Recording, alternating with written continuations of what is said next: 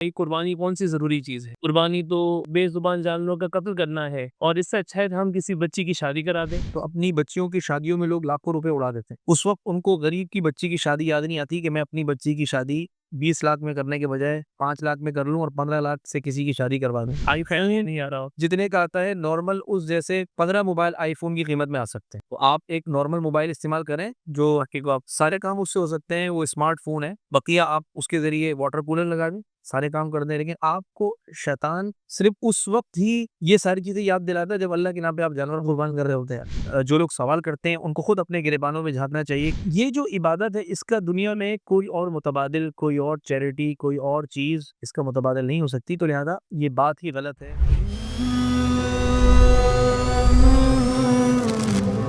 Swanahim Paradigm, the new benchmark of truth. السلام علیکم ورحمۃ اللہ وبرکاتہ۔ رب اشرح لی صدری ویسر لی امری واحلل عقدۃ من لسانی یفقہوا قولی۔ آپ سب حضرات کا میں آج کے پوڈ کاسٹ میں سمدید کہتا ہوں، اور آج کا جو ہمارا ٹاپک ہوگا انشاءاللہ وہ قربانی کے اہم موضوع پہ ہوگا۔ قربانی جیسے ہم سب کے علم میں ہے، اسلام کا ایک بہت بڑا فریضہ ہے، اور عنقریب ہمارا یہ تہوار بھی آ رہا ہے۔ جیسے اللہ پاک نے مسلمانوں کو عید الفطر کی بہت بڑی نعمت سے نوازا ہے، اسی طرح عید الاضحیٰ جو عنقریب آ رہی ہے وہ بھی اللہ پاک کی طرف سے بہت بڑی ایک نعمت ہے۔ اس موقع پہ عوام الناس کے ذہن میں بہت سارے اشکالات، بہت سارے کنفیوژنز ہوتے ہیں، بہت سارے ڈاؤٹس ہوتے ہیں، اور بہت سارے ایتھیسٹ، بہت سارے الحاد کے بہت سارے مسکنسیپشنز ہوتے ہیں۔ تو انشاءاللہ آج کے اس پوڈ کاسٹ میں اس کو ہم سالو کرنے کی کوشش کریں گے، اور ٹیکنالوجی اور ماڈرن سائنسز کے لحاظ سے، ماڈرن جو آپ کی نیوز ہے اس کے لحاظ سے، اسلام کے قرآن و حدیث کے لحاظ سے، اس کی جو بھی تفصیلات ہیں، جو بھی پریشانیاں ہیں، ان سب کو انشاءاللہ ہم اس پہ سالو کرنے کی کوشش کریں گے۔ ہمارے ساتھ موجود ہیں مفتی محمد فیاض صاحب، جو کہ شرعی ایڈوائزر بھی ہیں، ایک بہت اچھے ٹیچر بھی ہیں، یونیورسٹیز میں ماشاءاللہ لیکچرز لیتے ہیں، بہت سارے اداروں میں، بہت ساری جگہوں میں فلاحی خدمات انجام دیتے ہیں۔ السلام علیکم ورحمۃ اللہ۔ وعلیکم السلام ورحمۃ اللہ وبرکاتہ۔ کیسے ہیں؟ خیریت سے ہیں؟ آپ ٹھیک ٹھاک ہیں؟ جی الحمدللہ، اللہ کا بہت فضل احسان ہے ماشاءاللہ۔ جی مفتی صاحب، آج ماشاءاللہ جیسے آپ نے دیکھا، ہمارا جو آج کا موضوع ہے قربانی کا، بہت اہم موضوع ہے، اور بعض جگہ پہ ایک لطیفہ سا بن جاتا ہے اس موقع پہ، حالانکہ اتنے عرصے سے اس پہ گفتگو بھی ہو رہی ہے، بہت سی جگہوں پہ بہت سارے علماء کرام نے اس پہ تفصیلات اور وضاحتیں بھی دی ہیں، اور بہت سارے پوڈ کاسٹ، بہت سارے اس پہ اسٹوریز، بہت ساری چیزیں بنی ہیں، لیکن ابھی تک بہت ساری کنفیوژنز ہیں۔ بہت سارے ہمارے نوجوان ہیں، بہت سارے لوگ ہیں، خواتین ہیں، جو پریشان رہتے ہیں اس موقع پہ کہ کیا اس کے احکامات ہیں، کیا اس پہ کرنے والے کام ہیں، اور بہت سارے مسکنسیپشنز اس طرح کے ہوتے ہیں کہ جو لوگ ہمارے ذہنوں میں ڈال رہے ہوتے ہیں کہ بھائی قربانی کون سی ضروری چیز ہے؟ قربانی تو اور نعوذ باللہ ایک کیا کہتے ہیں، جانوروں کا بے زبان جانوروں کا قتل کرنا ہے، اور اس سے اچھا ہے کہ ہم کسی بچی کی شادی کرا دیں، اس سے اچھا ہے کہ ہم بھائی کوئی ٹھنڈے پانی کا کولر لگا دیں۔ تو حالانکہ بہت سمجھدار لوگ ہوتے ہیں، لیکن وہ اس فضول سی اور اس بے بنیاد چیزوں پہ اپنے بیچارے دماغ اس پہ لگا دیتے ہیں۔ تو آپ اس پہ ذرا روشنی فرمائیں، کیا اس موقع پہ کیا کیا کام کرنے کے ہیں؟ اور سب سے پہلے تو اسی کو شروع کرتے ہیں کہ جو یہ بہت بڑا مسکنسیپشن ہے اس کو سولو کرتے ہیں۔ بسم اللہ الرحمن الرحیم، نحمدہ ونصلی علی رسولہ الکریم۔ یہ جس مسکنسیپشن کی آپ نے بات کی، تو اس کی طرف جانے سے پہلے اگر ہم قربانی کو سمجھیں، قربانی کا فلسفہ کیا ہے، اور یہ شریعت میں کیوں مشروع ہے، اور کیوں شریعت نے ایک اس کا وجوبی اور واجب درجہ رکھا ہے، اور ہر سال مسلمانوں کو حکم ہے کہ وہ عید الاضحیٰ کے موقع پر قربانی کریں،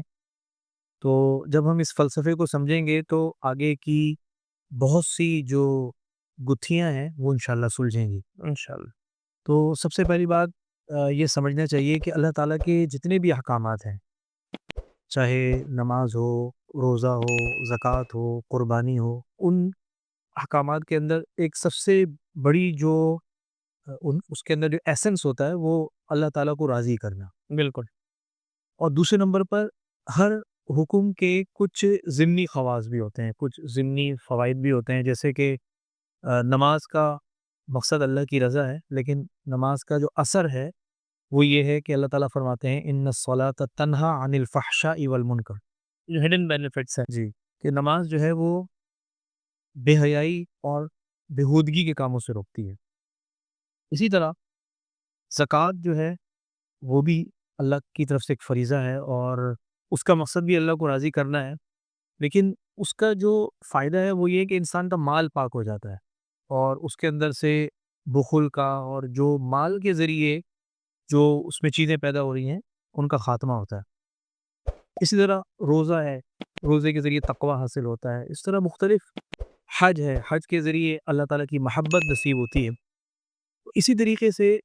قربانی بنیادی طور پر تو اللہ کا حکم ہے، یہ کہ عبادت ہے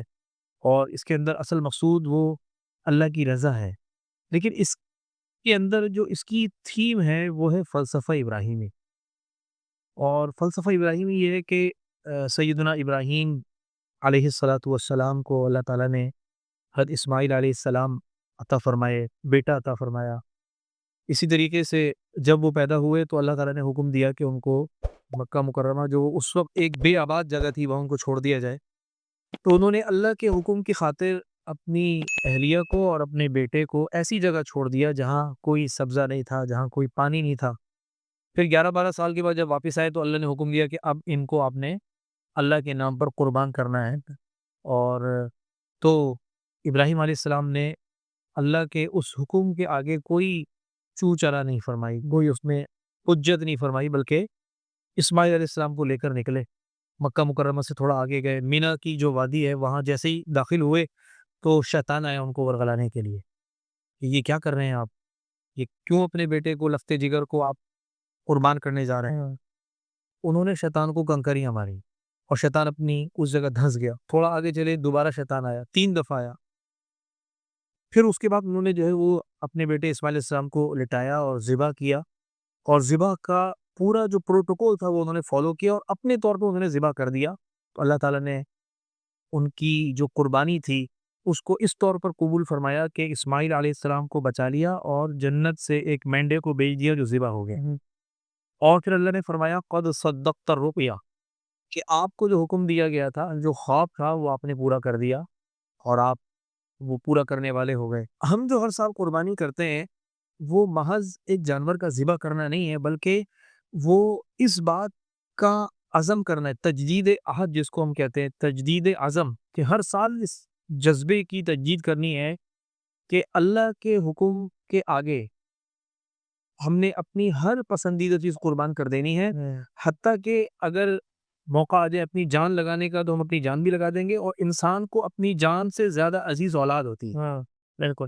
تو اللہ کے حکم کی وجہ سے ہم اپنی اولاد کو بھی قربان کر دیں گے. تو اس جذبے کی تجدید وہ قربانی سے مقصود ہے، جس کو ہم فلسفہ ابراہیمی کہتے ہیں. اور اسی بات کی طرف اللہ تعالیٰ نے قرآن کریم سورہ حج میں اشارہ فرمایا کہ لَن يَنَالَ اللَّهَ لُحُومُهَا وَلَا دِمَاؤُهَا وَلَكِن يَنَالُهُ التَّقْوَىٰ مِنكُمْ، کہ یہ جو قربانی کا جانور ہے اس کا نہ گوشت اللہ کو پہنچتا ہے، نہ اس کا خون اللہ کو پہنچتا ہے، بلکہ جو تمہارے اندر کا جذبہ ہے، جو تمہارا تقویٰ ہے، جو تمہارے اندر اخلاص ہے، جس جذبے سے کر رہے ہو وہ اللہ تک پہنچتا ہے. تو یہ در حقیقت ایک تجدید عہد ہے اور ایک تجدید عزم ہے دین پر سب کچھ لٹانے کا، اللہ کے خاطر سب کچھ قربان کرنے کا. اگر جب ہم اس بات کو سامنے رکھ لیں گے تو پھر دیگر چیزیں جو ہیں وہ سوسان بے حیثیت ہو جائیں گی. اب اس کے اندر اللہ تعالیٰ کا اتنا بڑا فضل ہے کہ اللہ تعالیٰ نے جہاں قرآن کریم میں قربانی کا حکم دیا جن آیات میں، تو وہاں اللہ تعالیٰ نے یہ فرمایا فَكُلُوا مِنْهَا وَأَطْعِمُوا الْبَائِسَ الْفَقِيرَ. اگرچہ یہ میرے نام پر قربان ہو رہا ہے اور یہ قربانی میرے لیے ہو رہی ہے، لیکن یہ جانور میں تمہیں ہی دیتا ہوں. اس کی مثال ایسی ہے کہ جیسے کوئی اپنے سر کی ٹوپی، پگڑی، تاج اتار کر کسی بادشاہ کے قدموں میں رکھ دے کہ یہ تاج میں آپ کو دیتا ہوں، اور وہ بادشاہ دوبارہ اس تاج کو اٹھا کے اسی کے سر پر رکھ دے کہ جاؤ تم کو یہ تاج مبارک ہو. تو اللہ تعالیٰ نے قربانی اللہ کے لیے، اور قربانی کے اندر گوشت کی بالکل نیت نہیں ہونی چاہیے جس وقت ذبح کر رہے ہیں، اللہ ہی کی رضا، فلسفہ ابراہیمی، اس قربانی کو یاد کر کر انی وجہت وجہ للذی فطر السماوات والارض حنیفا، اس جذبے کے ساتھ، اور ان صلاتی و نسکی و محیای و مماتی، کہ میری نماز، میری قربانی، میرا جینا، میرا مرنا یہ اللہ کے لیے، اس جذبے کے ساتھ قربانی کرنی چاہیے. لیکن اللہ کا فضل یہ کہ اللہ کہتے ہیں کہ یہ جانور تمہیں ہی مبارک ہو. تم خود بھی کھاؤ اور فقیروں کو بھی کھلاؤ، بلکہ اگر سارا ہی خود کھاتے ہو تو بھی کوئی مسئلہ نہیں۔ تو اس سے ہمیں یہ پتہ چلا کہ یہ محض جانور کا ذبح کرنا نہیں ہے، بلکہ اس کے پیچھے ایک پوری تھیوری ہے، ایک پوری تھیم ہے، اور ایک ہمارے دین کا ایک بہت بڑا ایک جذبہ اور ایک قربانی کا، ایثار کا، اللہ کے لیے لٹانے کا وہ اس کے اندر مضمر ہے۔ تو جب یہ بات ہمارے سامنے آ جائے تو پھر دیگر چیزیں کہ اس میں خرچہ بہت ہوتا ہے، وہ سب چیزیں پھر ہیچ ہو جاتی ہیں، اس کی کوئی اہمیت نہیں رہتی، اس کی کوئی ویلیو نہیں رہتی کہ بھائی اللہ کے سامنے اپنی بندگی کا اتنا بڑا ہم اظہار کرنے جا رہے ہیں، تو اس کے لیے پھر ہم جو بھی اس کا پروٹوکول ہے وہ ہم اس کو فالو کریں گے۔ دوسری بات جو آپ نے اس میں یہ فرمائی کہ جو لوگ اعتراضات کرتے ہیں، اس میں ایک عام طور پر اعتراض یہ ہوتا ہے کہ جی یہ قربانی پر جو آپ اتنے پیسے خرچ کر رہے ہیں تو ان پیسوں سے کوئی چیریٹیبل کام ہو سکتے ہیں، مثال کے طور پر کوئی غریب کی بچی اس کی آپ شادی کروا سکتے ہیں، پانی کا کنواں آپ کھدوا سکتے ہیں، کسی ضرورت مند کو کپڑے آپ پہنا سکتے ہیں، اسی طریقے سے کسی یتیم کی آپ کفالت کر سکتے ہیں، تو کیا یہ ضروری ہے کہ آپ قربانی ہی کریں؟ تو آپ اس پیسے کو وہاں لگا دیں۔ تو جو لوگ یہ اعتراض کرتے ہیں ان کو سب سے پہلی بات تو یہ سمجھنی چاہیے، بہت موٹی سی بات ہے جو عام طور پر لوگوں کے ذہنوں میں نہیں ہوتی، کہ جس آدمی پر قربانی واجب ہے، جو قربانی کر رہا ہے، تو اس پر زکوٰۃ بھی فرض ہوگی۔ بالکل، وہ ہر سال اپنی ویلتھ کا 2.5% لازمی نکال رہا ہے، تو جب وہ زکوٰۃ نکال رہا ہے تو اس زکوٰۃ کے ذریعے یہ سارے کام ہو رہے ہیں، وہ صدقہ فطر بھی دے رہا ہے، یعنی جس آدمی پر جو آدمی قربانی کرنے کی صلاحیت رکھ رہا ہے تو عام طور پر وہ زکوٰۃ دینے والا بھی ہے، وہ چیریٹی کرنے والا بھی ہے، وہ اور خیر کے کام بھی کرنے والا ہے۔ تو آپ اس کو کیسے کمپیئر کر سکتے ہیں؟ اس نے ہرگز کسی ضرورت مند کی ضرورت کو روکا نہیں ہے، بلکہ وہ اپنے ماتحتوں کی بھی ضروریات پوری کر رہا ہے، اپنے بچوں کی بھی کفالت کر رہا ہے، تو یہ سوال ہی بالکل غیر متعلق ہے۔ دوسری بات ہے کہ اگر ہم یہ بات مان بھی لیں تو یہ بات سمجھنے کی ہے کہ اللہ تعالیٰ کا جو کوئی بھی حکم آ جائے، اس حکم کی بجا آوری میں پھر ہم نے پیسے نہیں دیکھنے، کیونکہ اگر ہم پیسے دیکھیں گے تو پھر یہ اعتراض جو ہے وہ حج پر بھی آ جائے گا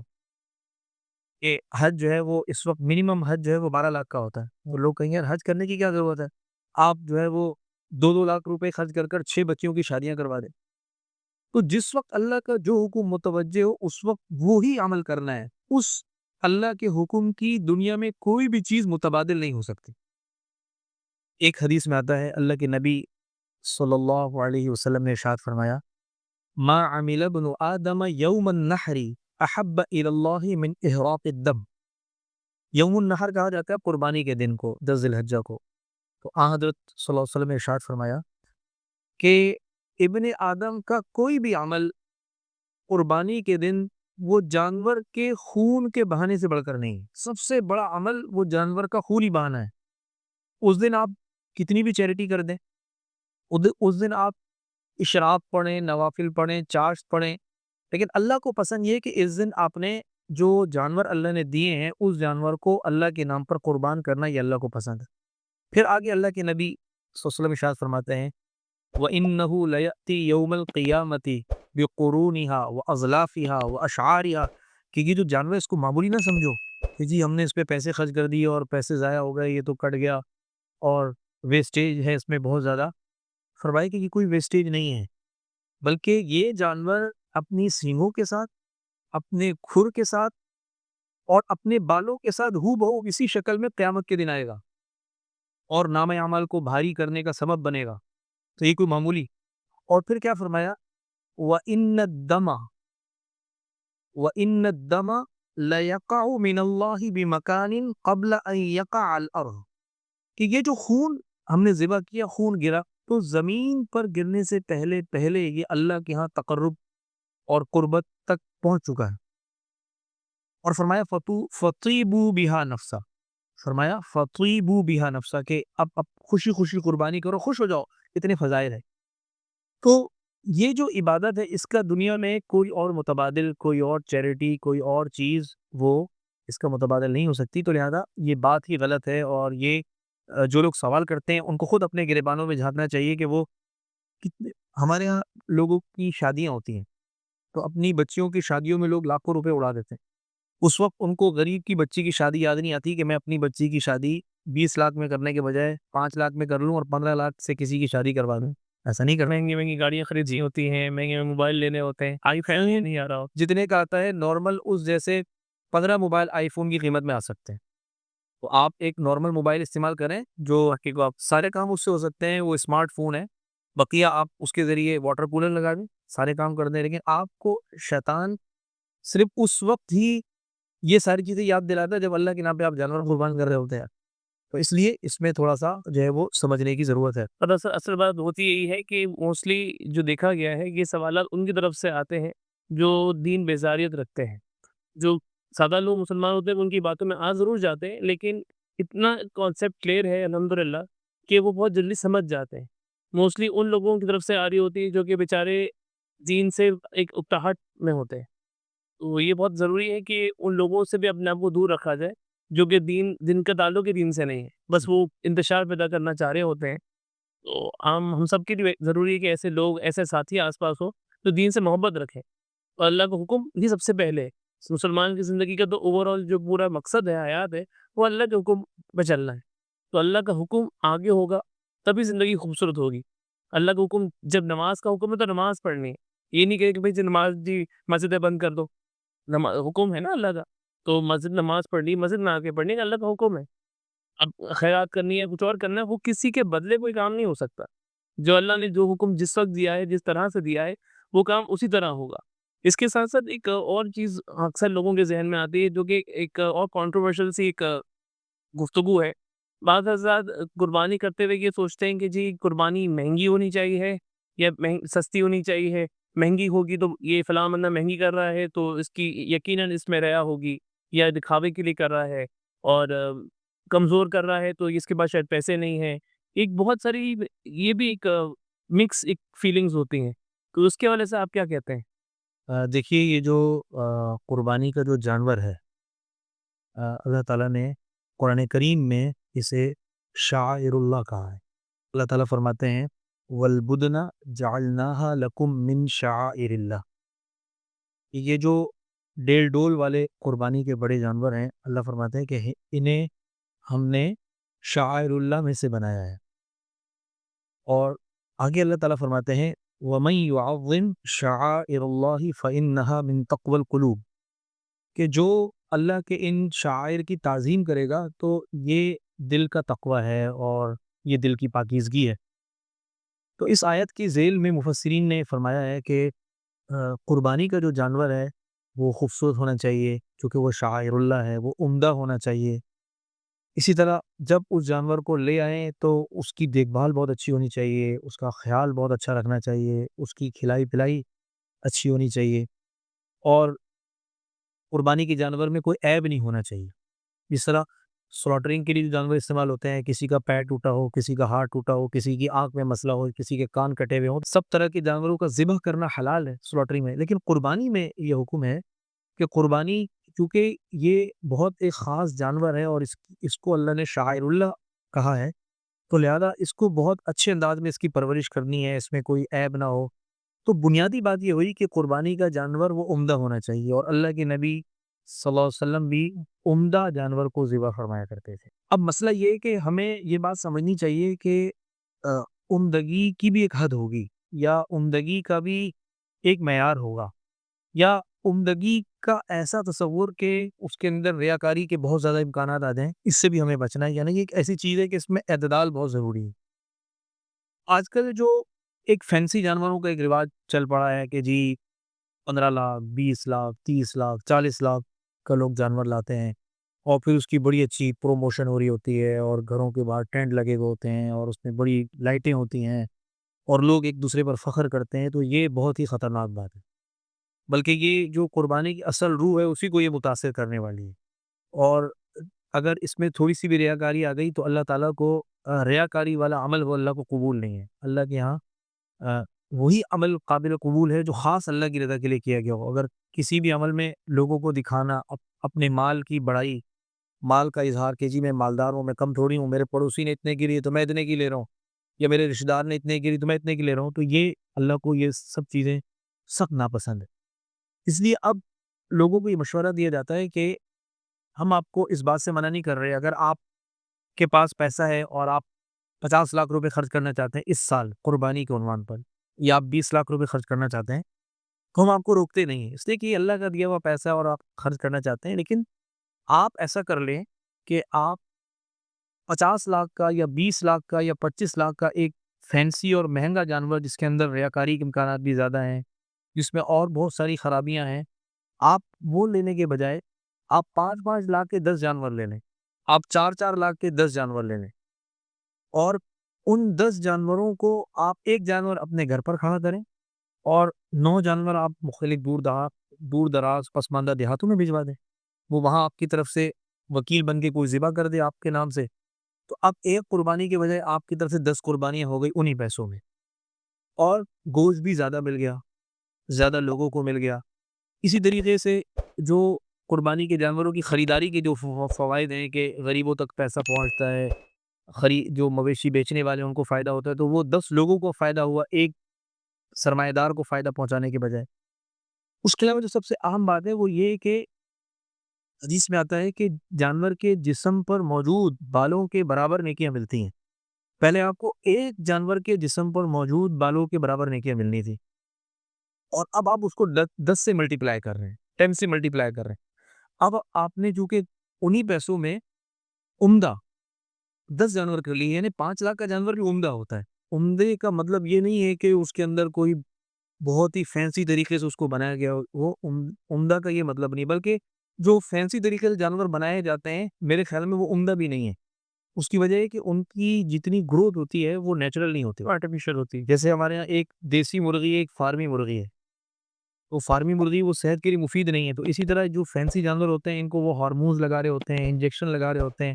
ایسی ایب نارمل ڈائٹس دے رہے ہوتے ہیں جس سے ان کا ماس بڑا ہوتا ہے، جس سے ان کی جو ہڈیاں بڑی ہوتی ہیں، تو 5 لاکھ میں آپ کو عمدہ جانور مل جائے گا۔ جو دیسی جانور ہوگا، نیچرل جانور ہوگا، اس کی فطرتی گروتھ ہوگی، اس کا جو گوشت ہوگا وہ ہائیجین بھی ہوگا، صحت مند بھی ہوگا، ہیلتھی بھی ہوگا، تو اس میں دنیاوی اعتبار سے بھی جو بینیفیشریز ہیں ان کا بھی فائدہ ہے اور ثواب کے اعتبار سے بھی فائدہ ہے، اور تیسرا فائدہ یہ کہ وہ جو ریاکاری کے خطرات تھے اور جو قربانی کے ضائع ہونے کے اندیشے تھے وہ اس میں کم ہیں، نہ ہونے کے برابر ہیں۔ وہ تو آپ کے نام پر دیہات میں جانور ذبح ہو رہا ہے، کسی کو پتہ بھی نہیں، آپ کو اور اللہ کا معاملہ ہے۔ جو ہمارے یہاں بہت سارے لوگوں نے قربانی کو ایک اسٹیٹس کا ذریعہ بنا لیا، یہ ٹھیک نہیں ہے۔ آپ نارمل قربانی رکھیں اور پیسے ہیں تو آپ نے 5 جانور لے کسی مدرسے میں پہنچا دیے، کسی غریب لوگوں کی بستی میں پہنچا دیے، کسی یتیم خانے میں پہنچا دیے، وہیں وہ ذبح ہوگا، اور قربانی کے دنوں میں ہی ذبح ہوگا، آپ کے نام سے ہی ذبح ہوگا اور آپ ہی کی طرف سے ذبح ہوگا، لیکن آپ کا جو ثواب ہے وہ ملٹی پلائی ہو جائے گا اور آپ ریاکاری کے خدشے سے بچ جائیں گے۔ تو اس میں جو ہے وہ امت کو اس وقت کا یہ بہت بڑا مسئلہ ہے، یہ جو ٹرینڈ بن گیا نا جانوروں کا، اور اس میں فخر بڑائی ایک دوسرے کو بتاتے ہیں، ویڈیوز چل رہی ہوتی ہیں، ٹینٹ لگے ہوئے ہوتے ہیں، لائٹنگ اور مجمع اور ہٹو بچو، اس سے امت بچ جائے گی اور امت ہی کو فائدہ ہوگا۔ انشاءاللہ بہت اہم یہ بہت پوائنٹس ہیں کہ جو کہ ظاہر ہے اگر آپ کی نیت ہی خراب ہو گئی تو اتنے آپ نے ایفرٹ کی، آپ نے مال خرچ کیا، آپ نے یقیناً آپ نے سیٹنگ کی، آپ نے اپنا وقت بھی صرف کیا، وہ سب ضائع ہو جائے، آپ کو پتہ چلے کہ اپنے آپ پہنچیں اور آپ کے نامہ اعمال میں وہ ریا کی وجہ سے وہ نیگیٹو آپ کے پوائنٹس ہو جائے، تو یہ بہت خطرے کی بات ہے۔ جتنا اس کو بچا جا سکتا ہے اتنا بچنے کی کوشش کی جائے۔ ظاہر ہے آپ نے اس کو ہے نا کہ نیکی کرنا علم آسان ہے، لیکن نیکی کو محفوظ کر کے لے کے جانا بہت مشکل ایک ٹاسک ہے۔ ساتھ ساتھ ایک اور بات یہاں ڈسکس کرنی بہت ضروری ہے کہ بہت سارے یہ کویشچن ریز کرتے ہیں، بہت سارے اس پہ یہ اشکال ریز کرتے ہیں کہ جو جانور ہے، معصوم جانور ہے، بے زبان جانور ہے، اس کو قتل کیا جا رہا ہے، اس کو مطلب بہت سارے وہی بات آ گئی دوبارہ کہ وہ بیچارے معصوم جو لوگ ہوتے ہیں، جو سادہ لوگ انسان ہیں، وہ ان باتوں میں پھنس جاتے ہیں کہ ان جانور کو قتل کیا جا رہا ہے، جی بے زبان جانور کو ناحق مارا جا رہا ہے، اور اس بات کو اگر وہ تحقیق کی جائے، جو لوگ اس بات پہ اعتراض اٹھاتے ہیں، تو دنیا کے سیٹس اگر دیکھے جائیں تو کس قدر جانور جو قتل کیے جاتے ہیں، ہم تو اس کو ذبح کہتے ہیں، وہ ایک مبارک ایک لفظ ہے جس کو ہم بڑے طریقے سے اسلام میں ذبح کیا جاتا ہے، اور اس کی اوپر بھی ایک سائنس ہے کہ جس طرح جانور کو ذبح کیا جا رہا ہے، اس کی کس طرح اس چھری کو تیز رکھنا ہے اور کس طرح جانور کے سامنے دوسرے جانور کو ذبح نہیں کرنا۔ ہمارے اسلام میں تو بہت پروٹوکولز پریزنٹ کیے گئے ہیں، لیکن جو اور دنیا کی جگہیں ہیں جہاں پہ جانوروں کو قتل کیا گیا، جو الفاظ وہ یہاں استعمال کرتے ہیں وہ دراصل دوسری جگہوں پہ بالکل فٹ اترتا ہے۔ ابھی ریسنٹلی میں ایک رپورٹ پڑھ رہا تھا کہ کچھ سال پہلے آسٹریلیا میں اونٹوں کی تعداد بہت زیادہ بڑھ گئی، جس کی وجہ سے ان کے پینے کے پانی کی قلت ہونا شروع ہو گئی۔ تو تقریباً انہوں نے ایک ٹائم میں 10,000 اونٹوں کو قتل کیا، وہ بھی فائر آرمس کے ساتھ شوٹ کیا گیا اور ان کو بس پھینک دیا گیا، دفنا دیا گیا ایسے۔ اور اسی طرح دنیا کے مختلف جو اور ملک ہیں وہاں پہ ڈولفنس کا اس طرح گھیراؤ کر کے ایک تہوار منایا جاتا ہے، جس میں ان کو مار کے اور پورے سمندر کو لال کرنا ان کا مذہبی ایک شعار ان کے نزدیک ہے۔ اور اس کے برعکس اسلام اتنی خوبصورتی سے ایک جانور کو ذبح کرتا ہے اور اس کے اوپر جو ہے اس کے فائدے بھی ہیں۔ انفیکٹ ایسا نہیں کہ قتل کر کے مار کے پھینک دیا، اس کو استعمال کرتا ہے، اس کے ایک ایک چیز جو ہے انسانیت کے استعمال میں آتی ہے۔ تو اس حوالے سے آپ بھی کچھ رہنمائی فرمائیں۔ دیکھیں اللہ تعالیٰ نے دنیا میں بہت ساری مخلوقات بنائی ہیں۔ کچھ مخلوقات ایسی ہیں جو صرف سبزی کھاتی ہیں یا صرف سبزہ کھاتی ہیں، وہ گوشت کھا نہیں سکتی، جیسے گائے ہے، بکرا ہے، کہ اگر آپ نے اس کو گوشت کی ایک بوٹی بھی دے دی تو شاید وہ اس کو برداشت نہ کر سکے اور مر جائے۔ کچھ جانور ایسے ہیں جو گوشت ہی کھاتے ہیں، جیسے شیر ہے یا اس طرح چیر پھاڑ کرنے والے جانور ہیں، وہ گھاس یا سبزی وغیرہ نہیں کھا سکتے۔ لیکن اللہ تعالیٰ نے انسان کو اس طرح بنایا ہے کہ انسان وہ گوشت خور بھی ہے اور انسان وہ سبزی خور بھی ہے، اور وہ زمین سے جو نباتات نکل رہی ہیں، جو سیڈز ہیں، جو دالیں ہیں، وہ بھی وہ کھاتا ہے، میٹ بھی کھاتا ہے، دودھ بھی پیتا ہے، ساری چیزیں۔ تو انسان کی نیچر میں گوشت کھانا اللہ نے رکھا ہے، اور گوشت کو بطور رزق اللہ نے انسان کو عطا فرمایا ہے، اور قرآن کریم میں اور احادیث میں جگہ جگہ اللہ تعالیٰ نے گوشت کو اور ان جانوروں کو بطور رزق عطا فرمانا اللہ نے بیان فرمایا۔ جیسے سورہ حج میں جہاں اللہ نے قربانی کا حکم بیان فرمایا، قربانی کے بارے میں ذکر فرمایا، وہاں اللہ فرماتے ہیں وَلِكُلِّ أُمَّةٍ جَعَلْنَا مَنْسَكًا، کہ ہم نے ہر امت کے لیے قربانی رکھی۔ کیوں رکھی؟ لِيَذْكُرُوا اسْمَ اللَّهِ عَلَى مَا رَزَقَهُم مِّن بَهِيمَةِ الْأَنْعَامِ، تاکہ یہ اللہ کا نام لیں ان چوپایوں پر جو اللہ نے بطور رزق ان کو عطا دیے۔ یہ جو چوپائے، یہ جو مویشی، یہ جو جانور ہیں چار پیروں سے چلنے والے جو حلال جانور ہیں، تو یہ ہمیں اللہ نے بطور رزق عطا فرمائے ہیں۔ اور دنیا میں جتنی بھی چیزیں ہیں، جتنی بھی مخلوقات ہیں، وہ ساری اللہ نے انسان کے لیے پیدا کی۔ انسان کو اللہ نے اشرف المخلوقات بنایا، اور اگر انسان ان چیزوں کو کنزیوم کرتا ہے تو یہ ان چیزوں کے لیے بھی اعزاز کی بات ہے، اور یہی عین فطرت ہے کہ جس کے لیے جو چیز بنی ہے وہ اسی کے مقصد میں استعمال ہو۔ دال کو انسان کھائے، سبزہ انسان کھائے، جانور جو حلال جانور ہیں ان کے گوشت سے انسان فائدہ اٹھائے، ان کے دودھ سے انسان فائدہ اٹھائے، تو یہ کوئی ان لاجیکل چیز نہیں، بلکہ یہ لاجیکل چیز ہے کہ جو چیز جس مقصد کے لیے بنی ہے وہ اسی مقصد میں استعمال ہو۔ اب یہ کہ اس پر بات ہو سکتی ہے کہ جانور انسان کی ضرورت ہے، جانور کا ذبح بھی ہونا ہے اور انسان نے اس کے گوشت سے فائدہ بھی اٹھانا ہے۔ اب ذبح کا جو سہل ترین ایسا طریقہ جس میں جانور کو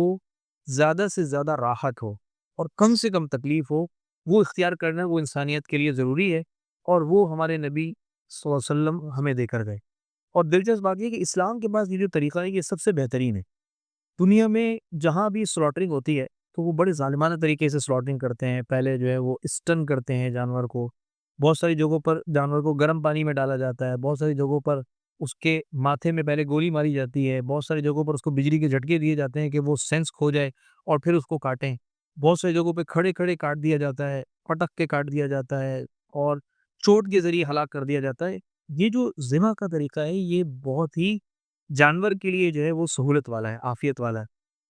تو یہ بات ہمیں سمجھنی چاہیے کہ اس کے اندر کوئی ایسی بات نہیں۔ دوسرا جو پہلو ہے وہ یہ ہے، اگر ہم یہ کہتے ہیں کہ جی جانور کو ذبح کرنے میں جانور کو تکلیف ہے، تو اس کا دوسرا رخ یہ ہوگا کہ جانور پھر اپنی طبی موت مرے، اور اس پر تمام ریسرچ اور اسٹیٹس موجود ہیں کہ جانور کو طبی موت میں سب سے زیادہ تکلیف ہوتی ہے۔ دیکھیں انسان بیمار ہوتا ہے، بوڑھا ہوتا ہے، اس کی خدمت کرنے والے لوگ موجود ہوتے ہیں،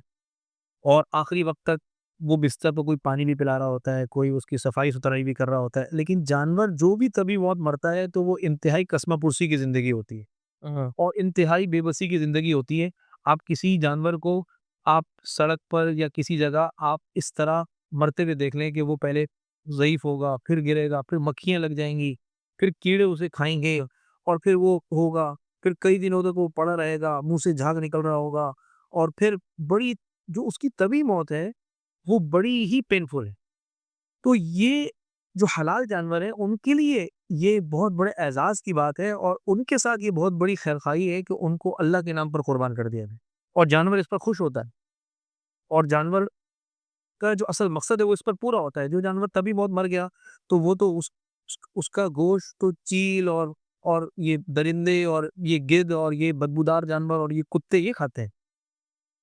لیکن جو جانور نیچرل طریقے سے ذبح ہوتا ہے اس کا گوشت بھی معیاری ہوتا ہے, اس کی موت بہت آئیڈیل ہوتی ہے اور وہ اپنے مقصد پر ہوتا ہے. تو اس لیے یہ جو بات ہے یہ بھی کسی بھی اعتبار سے فٹ نہیں اترتی, انسان کے اعتبار سے بھی فٹ نہیں اترتی, اور وہ جو جانور ہے اس کے اعتبار سے بھی فٹ نہیں اترتی. اس کے ساتھ ہمدردی نہیں ہے کہ آپ اس کو طبی موت مرنے دیں. طبی موت اس کا مرنا وہ انتہائی اس کے ساتھ ظلم ہے. ظلم ہے, اس کے ساتھ دشمنی اصل میں وہ ہے. جی, اصل دشمنی وہ ہے. تو یہ بات جو ہے تھوڑی سی سمجھنے کی ہے. بہت کلیئر ہو گیا. میں کہا اس کے بعد اور کیا کلیئر کریں گے کہ جیسے جو نیچرل ڈیتھ ہے وہ زیادہ پینفل ہے, اور اس طرح, اور اسلام نے جو طریقہ ذبیحہ بتایا ہے وہ بہت ساری ریسرچز سے پرووڈ ہے کہ بہت اچھے طریقے سے ذبح کو ہو جاتا ہے جانور اس طرح. جی مفتی صاحب, اس پوڈ کاسٹ کے اینڈ میں ایک خاص سوال میرے ذہن میں آیا, تو میں نے کہا آپ سے شیئر کر لیتے ہیں تاکہ لوگوں کو اس سے فائدہ ہو. بعض ماشاءاللہ لوگ صاحب استطاعت ہوتے ہیں اور ویل آف ہوتے ہیں, لیکن کچھ مالی پریشانیاں ایسی ہوتی ہیں کہ فی الوقت ان کے پاس کیش فلو نہیں ہوتا اور قربانی واجب بھی ہوتی ہے. تو کیا اس پوزیشن میں وہ قرض لیں یا قربانی نہ کریں, اس کے والے سے کیا آپ رہنمائی فرمائیں گے؟ دیکھیں, جب کوئی چیز واجب ہو گئی تو وہ واجب اسی وقت ہوئی جب اس کا جو ایک خاص مال کا معیار تھا وہ اس کے پاس پایا گیا. مثال کے طور پر قربانی کا جو نصاب ہے وہ یہ ہے کہ حصہ عاقل بالغ مقیم, یعنی مسافر نہ ہو, عاقل بالغ مقیم مرد ہو یا عورت, وہ نصاب کا مالک بن جائے. سونا ہو صرف تو 7.5 تولہ, چاندی ہو تو 52 تولہ, یا یہ کہ سونا, چاندی, نقدی مال تجارت اور ضرورت سے زائد سامان, ان سب کا مجموعہ مل کر وہ چاندی کے نصاب کے برابر پہنچ جائے. اور اس وقت چاندی کے ریٹ چونکہ ہائی ہو گئے تو چاندی کا نصاب بھی تقریباً 4 لاکھ کے برابر بنتا ہے. تو اگر کسی کے پاس اس کی ملکیت میں یہ پانچوں اموال, سونا, چاندی, نقدی, مال تجارت اور ضرورت سے زائد, ایک گھر ہے جس میں یہ رہ رہا ہے اور ایک گھر ضرورت سے زائد اس کے پاس موجود ہے, یہ ایک گاڑی ہے جو اس کے استعمال میں ضرورت میں, اور ایک گاڑی ضرورت سے زائد ہے, تو ضرورت سے زائد جتنی چیزیں ہوگی ان کی ایویلیوشن بھی اس نصاب میں ہوگی. تو اگر کوئی شریعت کے اس کرائٹیریا پر جو شریعت نے سٹینڈرڈ طے کیا ہے, جو مال کا معیار بنایا ہے, نصاب بنایا ہے, اگر کوئی اس تک پہنچتا ہے تو ہم اس کو ویسے بھی غریب نہیں کہیں گے, وہ غریب نہیں ہے. یہ بات ہو سکتی ہے کہ فی الحال اس کے پاس کیش فلو نہ ہو, تو وہ اللہ کے اس حکم کو پورا کرنے کے لیے, اس فریضے کی ادائیگی کے لیے اس پر لازم ہوگا کہ وہ اس کو ادا کرے, کہیں سے بھی کیش فلو اپنا ٹھیک کرے, یا کسی سے کیش انجیکٹ کروائے, یا قرض لے, یا کوئی بھی صورت اختیار کرے, یا کوئی چیز موجود ہے اپنی وہ بیچ دے, ایک انگوٹھی بیچ دے, ایک سونے کی یا چاندی کوئی چیز بیچ دے, لیکن اس حکم کو ضرور پورا کرے. تو اس وقت اس کا یہ عذر قابل قبول نہیں ہوگا کہ جی مجھ پر قربانی واجب بھی ہے لیکن چونکہ کیش فلو نہیں ہے اور چیزیں جو ہیں وہ ابھی بند ہیں, ایسٹس ایسے ہیں کہ وہ ان سے ابھی کیش نہیں نکل سکتا اور میں بیچنا بھی نہیں چاہتا ہوں, تو لہٰذا میں قربانی نہیں کروں گا, تو یہ بات ٹھیک نہیں ہوگی. جب ایک حکم فرض ہو گیا, چاہے وہ زکوٰۃ کا حکم ہو, چاہے وہ حج کا حکم ہو, چاہے قربانی کا حکم ہو, تو وہ ہوا ہی اس وجہ سے کہ اس آدمی کی ملکیت میں اتنا مال موجود تھا. اب اس مال کی لیکویڈیٹی کر لے, کچھ مال کو بیچ دے یا کوئی اور صورت لے لے, قرضہ وغیرہ لے لے, لیکن اس فریضے کو ضرور ادا کرے. اللہ تعالیٰ صاحب الحمدللہ بہت اہم باتیں ہمارے سامنے آئی ہیں, بہت اس سے ہمیں فائدہ ہوا,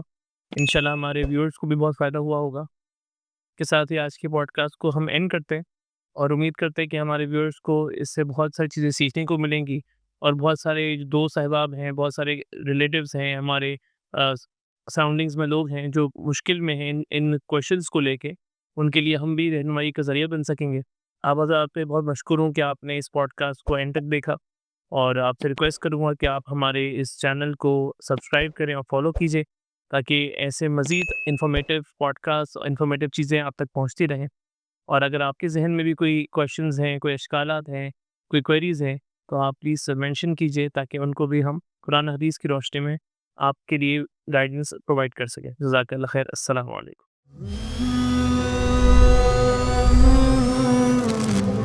Swanahim Paradigm, the new benchmark of truth.